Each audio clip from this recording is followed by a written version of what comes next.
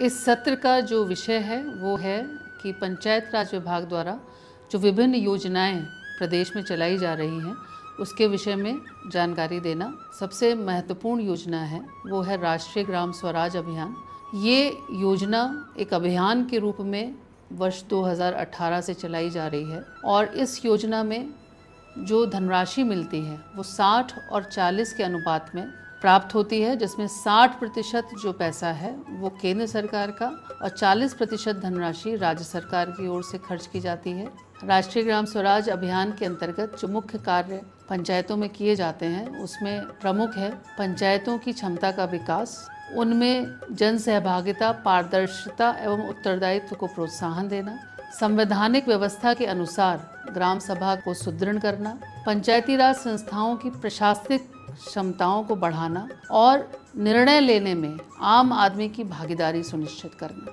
पंचायत भवन के अंतर्गत जैसा कि आप जानते हैं राज्य सरकार की योजनाओं से भी और राष्ट्रीय ग्राम स्वराज अभियान की धनराशि से भी 17,46,000 की धनराशि एक यूनिट पंचायत भवन पर दी जाती है और उसके उपरांत जो जनपद स्तर पर या इसका आकलन तैयार करके और धनराशि जो इसमें लगने संभावित है उसको 8 कमरे का पंचायत भवन बनाते हुए लगाया जाता है।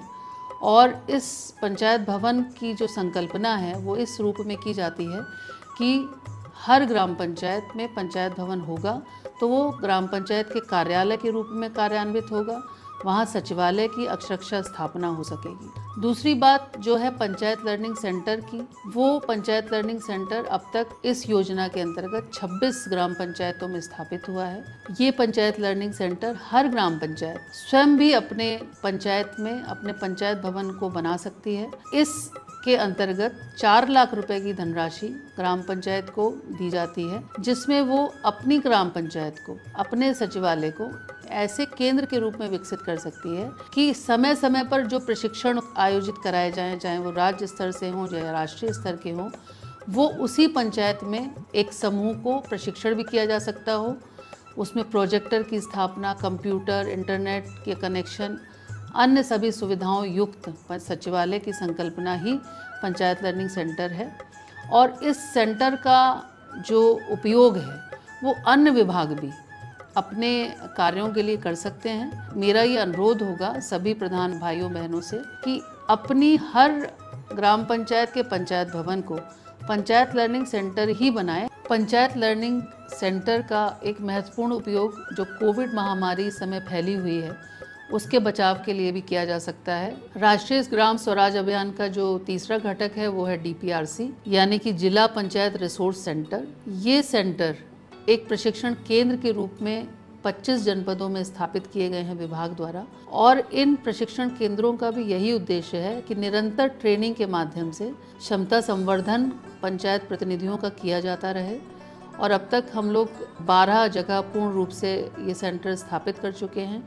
यहाँ सभी सुविधाएं मौजूद हैं। एक फैकल्टी है जो सभी ट्रेनिंगों को संचालित करती है, जो मंडलीय उपनिदेशक हैं पंचायती राज के वो इसके प्राचार्य हैं। और इन केंद्रों में समय समय पर जैसी भी ट्रेनिंग निर्देशित की जाती है या वो स्वयं भी ट्रेनिंग आयोजित कर सकते हैं, उन ट्रेनिंगों के माध्यम से निरंतर ये प्रयास है कि हम ज़्यादा से ज़्यादा ग्रामीण वासियों को जागरूक कर सकें, विभिन्न मुद्दों पर जागरूक कर सकें।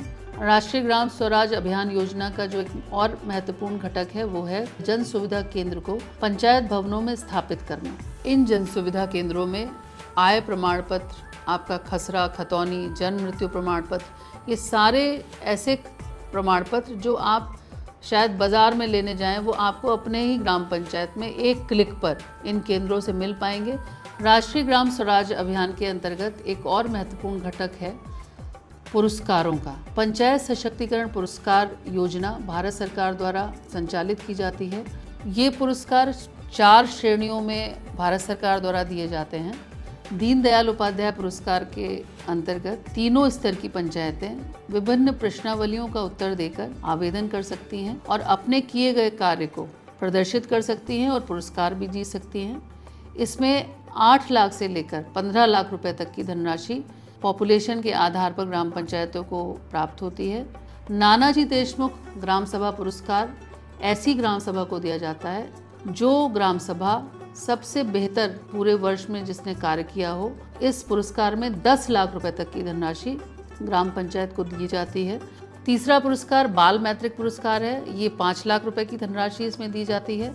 इस बाल मैत्रिक पुरस्कार में अगर आपने बच्चों के लिए कुछ कार्य किए हैं ग्राम पंचायत में, जैसे उनके खेलने कूदने की कोई व्यवस्था की है, उनके ज्ञानवर्धन के लिए कोई व्यवस्था की है, तो वो सारे कार्य अगर आपने किए हैं तो आप इस श्रेणी में आवेदन करके 5 लाख रुपए तक का पुरस्कार जीत सकते हैं। चौथा पुरस्कार जीपीडीपी पुरस्कार है। इस जीपीडीपी पुरस्कार में जब आप अपनी ग्राम पंचायत के विकास की योजना बनाते हैं, उस योजना की तैयारी आपने कैसे की, उसको कितनी पारदर्शिता से आपने बनाया, उस पूरे कार्य योजना को बनाने में आपने कितनी सहभागिता ग्रामीणों की रखी, वो सारा अभिलेख जब आप चुस्त दुरुस्त रखते हैं तो आप इस श्रेणी में आवेदन कर सकते हैं और 5 लाख रुपए तक का पुरस्कार इस श्रेणी में भी जीत सकते हैं।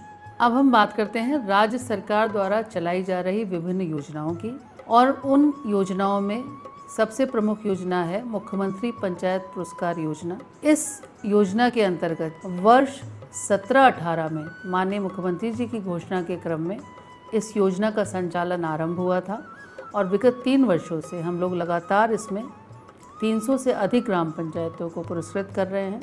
योजना में विभिन्न क्षेत्रों के प्रश्न रहते हैं, जिसमें अब की बार विशेष ध्यान दिया गया है कोविड-19 के प्रबंधन पर। कोविड-19 के प्रबंधन से मेरा आशय है कि आपने ग्राम पंचायत में कितने लोगों का टीकाकरण कराया, कितनी बार ग्राम पंचायतों में सैनिटाइजेशन का कार्य संपन्न हुआ, किस तरह से आपने जागरूकता पैदा की, सामाजिक दूरी का किस तरह से ख्याल रखने के लिए लोगों को प्रेरित किया। ये सारे प्रश्न अब की बार की प्रश्नावली में सम्मिलित हैं।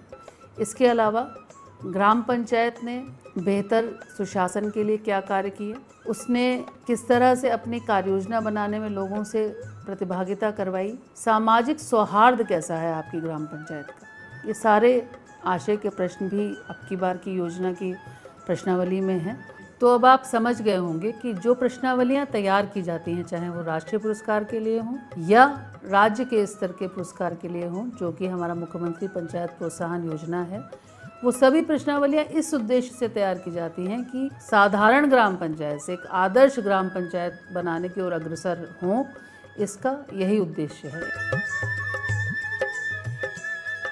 आप सब जानते हैं कि हर ग्राम में एक अंत्येष्टि स्थल के लिए स्थान निर्धारित होता है और अधिकतर ग्राम पंचायतों में ये क्रिया जो है वो किसी निर्धारित स्थान पर ही की जाती है। उस स्थल का सुदृढ़ीकरण करने के लिए ये योजना प्रारंभ की गई और अब तक 2000 से अधिक अंत्येष्टि स्थलों का निर्माण हम लोग इस योजना में कर चुके हैं।